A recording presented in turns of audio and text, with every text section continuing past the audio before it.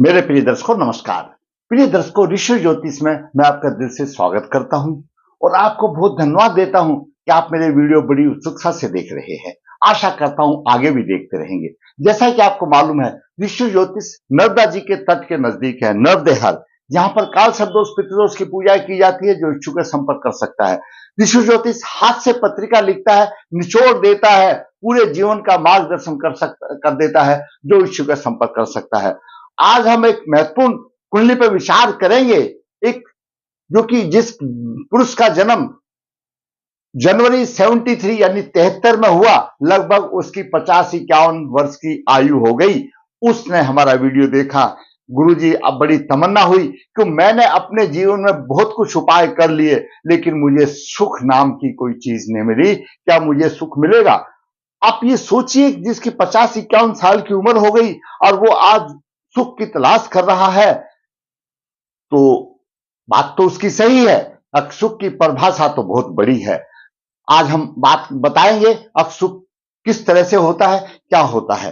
तो दर्शकों, हमने जब उसकी कुंडली का अध्ययन किया, उसको बताया, जो करना चाहिए था वो तो किया नहीं, और फालतू में छोटे मोटे उपाय करके करने से कोई फायदा नहीं होता। पहले ही ऐसे कुंडली को माता पिता को पहले ही अच्छे योग पंडित, योग आचार्य से अध्ययन करा करके और शास्त्रों के अनुकूल उपाय कर लेना चाहिए। अवश्य फायदा होगा। भगवान वचनबद्ध है, कर्म का फल अवश्य देंगे। जो कुंडली में रचना बनती है वो भी हमारे कर्म के आधार पर बनती है। हम उसका जो उपाय बनते हैं, पूजा करते हैं, जप करते हैं, वो भी हमारा कर्म है। भगवान कभी हमारे हमारे इसका ऋण नहीं रहना चाहता, वो अवश्य फल देते हैं।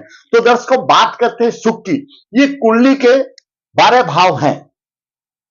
लगन लगने स्वयं का पृथ्वी, द्वितीय भाव धन, तृतीय पराक्रम, चतुर्थ भाव सुख का भाव है। किसका सुख का भाव है? लग्नेश का। जिसकी कुंडली है उसका चतुर्थ भाव सुख का भाव है। लगन से चतुर्थ भाव सुख का भाव है, और सुख के भाव से चतुर्थ भाव वह चतुर्थ भाव के सुख का भाव है। यानी चतुर्थ भाव सुख का है, और सुख के चतुर्थ स्थान पर सप्तम भाव, कुंडली का सप्तम भाव चतुर्थ भाव का चतुर्थ भाव हो जाता है। चतुर्थ भाव के सुख को देखना है तो सप्तम भाव को भी देखना पड़ेगा, और सप्तम भाव का सुख का भाव दसम भाव है। अगर सप्तम भाव के सुख को देखना होगा तो दसम भाव को भी देखना पड़ेगा। और दसम का चतुर्थ यानी दसम का सुख का कौन सा होगा? लगन भाव है, तो लगन को भी देखना पड़ेगा। इस प्रकार किसी की भी कुंडली में सुख के 4 दरवाजे हैं, और इनकी महत्वपूर्ण चाबी आपके पास है। आप अपने दरवाजे खोल सकते हैं। आपके जो भी दरवाजा बंद है उसका अनुकूल उपाय करने से आपको होगा। और मैं आपको आज इस वीडियो में बताऊंगा कि ये एक दूसरे के कैसे पूरक हैं। ये चारों भाव सुख के भाव मानिए, जैसे मैंने आपको बताया भाई, चतुर्थ भाव लगन से चतुर्थ है, सुख का भाव है, और सुख का भाव का स्थान उस भाव से अगर हम देखते हैं तो उससे चतुर्थ भाव हमको सुख बताता है। यानी सप्तम भाव चतुर्थ का सुख बताएगा, दसम भाव सप्तम का सुख बताएगा, और दसम का सुख लगन बताएगा, लग्नेश बताएगा। तो ये 4 दरवाजे हैं। विचार करते हैं उस जातक की कुंडली में जिसका कि जन्म 17 जनवरी 1973 शुक्ल पक्ष 13 मृगशिरा 4 बुधवार को हुआ। आज का शीर्षक है शुभ प्राप्ति के अनुकूल में 4 दरवाजे हैं। क्या कहती है आपकी कुंडली? आप भी अपनी अपनी कुंडली निकाल करके देख लीजिए, आपकी कुंडली क्या कहती है। दर्शकों, अब बात करते हैं चतुर्थ भाव। ये चतुर्थ भाव है, ये चतुर्थ भाव है, मैंने ये बताया, और उदाहरण कुंडली ये है। चतुर्थ भाव बहुत महत्वपूर्ण भाव है, केंद्र है। जीवन की सुख शांति का विचार इसी भाव से किया जाता है, चतुर्थ भाव से किया जाता है। मुख्यतः माता का सुख, वाहन, भूमि, घर, नेतृत्व शक्ति, क्योंकि चतुर्थ भाव जनता का भी भाव है।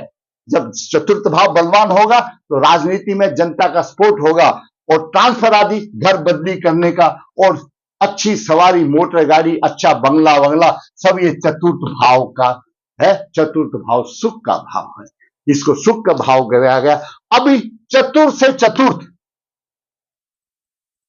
अगर हम विचार करते हैं चतुर्थ भाव में, तो उससे चतुर्थ सप्तम भाव को भी देखना पड़ेगा। अभी सप्तम भाव क्या है कुंडली में? सप्तम भाव किसी भी व्यक्ति का सप्तम भाव सर्वाधिक महत्वपूर्ण है। क्यों महत्वपूर्ण है? वह 4 केंद्रों में से भी प्रमुख माना जाता है। मानव जीवन के 4 प्रमुख उद्देश्य हैं धर्म, अर्थ, काम और मोक्ष। इनमें काम सुख की प्राप्ति का ज्ञान सप्तम भाव देता है, सप्तम भाव से किया जाता है। इस भाव का महत्वपूर्ण इसलिए बढ़ जाता है कि प्रकृति को विस्तार देने के लिए जातक का कितना योगदान है वो सप्तम भाव बताएगा। साधारण तौर पर हम इसको जीवन साथी का, विवाह का और सुशाल पक्ष, पार्टनरशिप आदि का भाव दे देते हैं।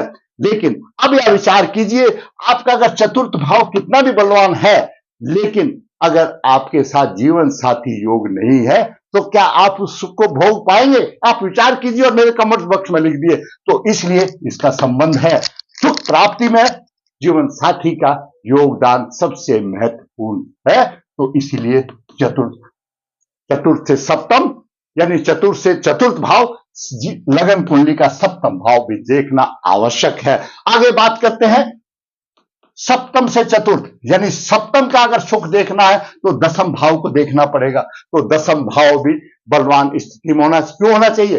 ये 4 केंद्रों में बलवान है, कर्म का भाव है, अपना महत्व, इसे कर्म और व्यवसाय का भाव है, राज का भाव है, प्रतिष्ठा, आजीविका, पिता का सुख, व्यापार, कीर्ति आदि का भाव है। अब आप सोचिए, अगर आप यहां काम नहीं करेंगे तो क्या जीवन साथी रुकेगा? भाई कैसे रुकेगा? हमारा काम कर्तव्य है आजीविका कमाना, तो आजीविका जीवन साथी के लिए इसके साथ साथ आजीविका भी जरूरी है। जब हम काम ही नहीं करेंगे तो घर में शांति नहीं होगी, तो सुख कैसा होगा भाई? नहीं हो सकता ना। आप विचार कीजिए, आपके जो विचार है कमेंट बॉक्स में। इसलिए दसम भाव भी बलवान है। दसम भाव के बाद विवाह, व्यवसाय हो जाना जरूरी है। पत्नी रुकेगी नहीं तो भाई काम ही नहीं करेगा तो कैसे जाएगी? पोटली बांधकर घर चली जाएगी, मैं चलती हूं। और फिर कर्म नहीं तो आमदनी भी नहीं होगी। जब आप कुछ काम ही नहीं करें तो आमदनी भी नहीं होगी। भाई आमदनी तो चाहिए, जीवन यापन के लिए आमदनी चाहिए। जब आप कर्म ही नहीं करें, आपका दसम भाव भी पीड़ित, तो आमदनी कैसे होगी? अब बात करते हैं दसम का सुख का भाव। दसम से चतुर्थ लगन भाव पड़ता। लगन स्वयं है जातक। अब वो स्वयं, तो सबसे पहले बात आ गई आपका जो प्रथम भाव है, अगर वो ठीक है तो आपको कुछ मिलेगा, अवश्य मिलेगा। और आपका प्रथम भाव ही ठीक नहीं है, लग्नेश ही ठीक नहीं है, तो कितना भी होने दो, किसको मिलेगा भाई? आप स्वयं ठीक नहीं है तो पत्नी भी नहीं रुकेगी, सुख भी नहीं मिलेगा और व्यवसाय भी नहीं मिलेगा। तो आपका अपना होना भी अनिवार्य है। इसलिए सुख के 4 दरवाजे हैं। पहला दरवाजा, दूसरा, तीसरा, चौथा दरवाजा बात है। अब बात करते हैं लगन की। लगन थोड़ा लगन में जन्म हुआ जातक का, और लग्ने शुक्र यहां पर राहु से पीड़ित है।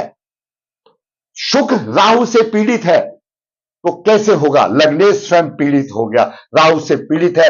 द्वितीय भाव में मंगल 18वीं लेकर के सप्तम भाव का स्वामी मंगल यहां पर अपने से 8वें स्थान में है, सप्तमेश का शुक्र नहीं। लग्नेश शुक्र पीड़ित है, बुध अस्त है, गुरु अस्त है और सूर्य राहु का प्रभाव है। गुरु भी अस्त है और बुध भी अस्त है। बुध सहवास सुख का भी स्वामी है और भाग्य का स्वामी भी है। भाग्य भी साथ नहीं दे रहा और सहवास सुख भी नहीं दे रहा। तब देगा ना जब पत्नी होगी भाई, तो सहवास सुख भी नहीं दे रहा। अब शुक्र विवाह का कारक है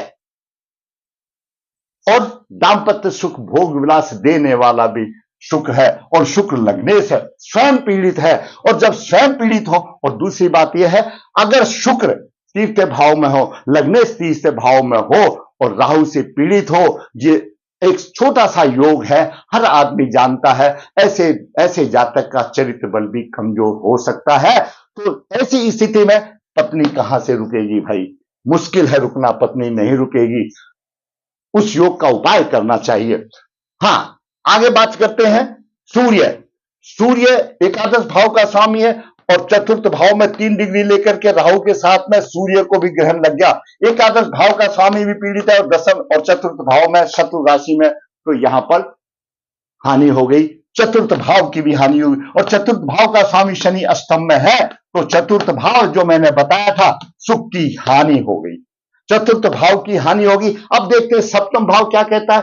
सप्तम भाव मंगल यहां पर है और कारक ग्रह शुक्र राहु से पीड़ित है, और सप्तम भाव पर राहु की दृष्टि है, राहु की पंचम दृष्टि सप्तम भाव पर है, सप्तम भाव पीड़ित है और मंगल अष्टम है। और दूसरे दर्शकों, सप्तमेश और लग्नेश परस्पर दूसरे 12वें है, एक योग। दूसरा योग लग्नेश पंचमेश शनि है और सप्तमेश मंगल है, एक दूसरे से सामने है। एक बार प्रेम विवाह हुआ, लेकिन आचरण समझो या कुछ भी समझो, 1 महीने के बाद वो भी विच्छेद हो गया। क्यों हो गया? शुक्र पाप कृति योग में, शुक्र से द्वादश मंगल है, द्वितीय शुक्र है और शुक्र स्वयं राहु से पीड़ित है। कैसे होगा भाई? गुरु के साथ राहु हो गया, चंडाल योग बन गया, बुध के साथ राहु हो गया, जड़त योग बन गया, बुद्धिहीन हो गया, गुरु भी पीड़ित, बुद्ध भी पीड़ित, तो सप्तम भाव भी गया। अब बात करते हैं दसम भाव की। दसम भाव दर्शकों चंद्रमा, चंद्रमा स्वयं यहां पर केतु और शनि के प्रभाव में है, दसम भाव का स्वामी पीड़ित है और दसम भाव पर शनि की दृष्टि है, तो दसम भाव भी गया। तो दसम भाव कहां बताया मैंने? सप्तम का चतुर्थ।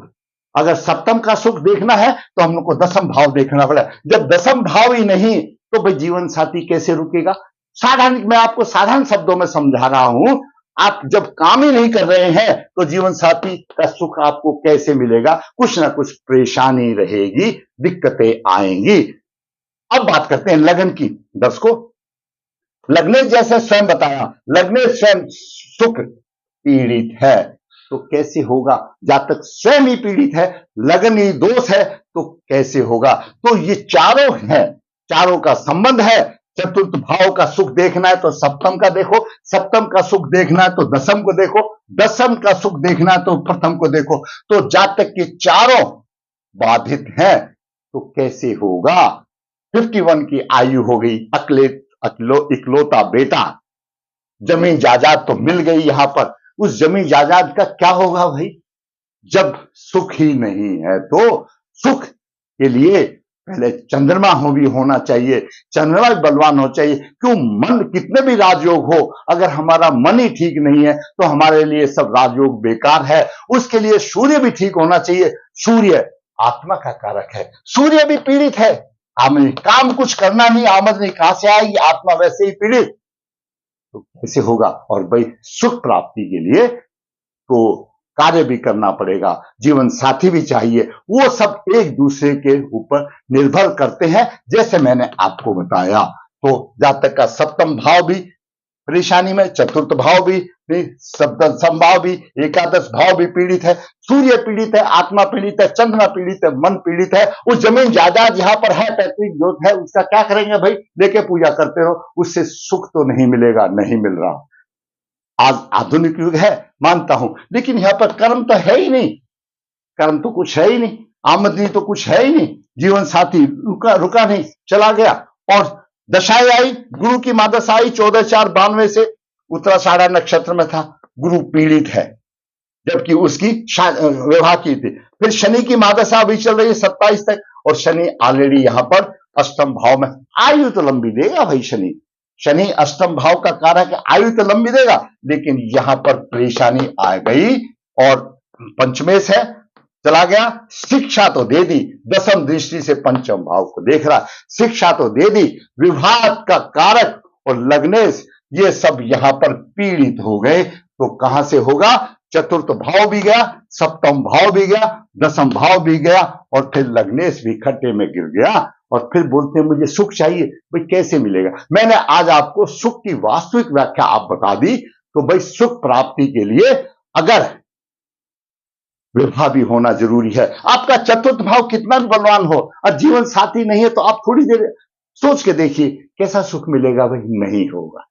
तो एक योग जीवन साथी भी चाहिए, उसके साथ हमको जीवन यापन में कर्म भी करना है, कर्म भी चाहिए, आमदनी भी चाहिए, तभी होगा। और फिर लग्नेश स्वयं ठीक होना चाहिए, तो स्वयं भी लग्नेश खड्डे में गिर गया, ये कारण रहा उसके। चतुर्थ भाव, सप्तम, दसम और प्रथम भाव की हानि हो रही है। सुख प्राप्ति में 4 दरवाजे अशुभता दे रहे हैं, सुख प्राप्ति के ये 4 दरवाजे हैं, और इनकी चाबी आपके पास है, आप अपने कर्म से खोल सकते हैं। दर्शकों, उपाय शापित है कुंडली, शापित योग निकालना पड़ेगा। चंद्र भी पीड़ित है, सूर्य भी पीड़ित है, गुरु भी पीड़ित है, बुध भी पीड़ित है, शुक्र भी पीड़ित है, बचा क्या? कुछ भी नहीं बचा। और शनि मंगल भी अगर आपस में देखते तो शत्रु है, ये भी पीड़ित है, पूरी तरफ से कुंडली शापित है। ऐसी कुंडली आपकी अगर चढ़ती हुई उम्र की बच्चे की है तो शापित योग निकाल लीजिए। राहु जो शुक्र को पीड़ित करा उसकी शांति कीजिए, सूर्य ग्रहों का राहु का ग्रहण योग है उसकी कीजिए, चंद्र केतु के है उसको भी कीजिए। और इनका उपाय करने के बाद जातक के गले में शुक्र का, शनि का और बुध का भागवती लाकर डालिए और सूर्य को हमेशा विधिवत अर्घ दीजिए। चढ़ती उम्र वालों के लिए मैं बता रहा हूं, अभी 51 वाली तो भाई आयु ही खत्म हो गई। हो सकता है विधाता की देन है, वो अलग बात है भाई, 60 साल में भी शादियां हो जाती है, 70 साल में भी बच्चे मिल जाते हैं, वो एक स्पेशल केस होता है, उसके लिए नहीं कहा जा सकता। लेकिन आपके बच्चे की कुंडली में ऐसा है योग तो आप जाग जाइए और उसके सुख के दरवाजे खोल दीजिए। मैंने आज एक जो सुख की कामना करने वाले पुरुष की कुंडली का आपके सामने विश्लेषण किया और जो योग थे उसमें अशुभ थे उनका मैंने आपको बताया, मार्गदर्शन किया। अगर आपको मेरा वीडियो अच्छा लगता है भाई आप कमेंट जरूर लिखिए। भाई आप जो वीडियो देखते हैं उसको आपको अच्छा लगा तो लाइक अवश्य कीजिए ताकि मेरा मनोबल भी ऊंचा हो जाता है। और जिसने मेरा चैनल सब्सक्राइब नहीं किया सब्सक्राइब करें ताकि मेरा मनोबल ऊंचा हो और मेरे चैनल की ग्रोथ हो और इसी प्रकार मैं आपका मार्गदर्शन अच्छी तरह से करता रहूं। धन्यवाद।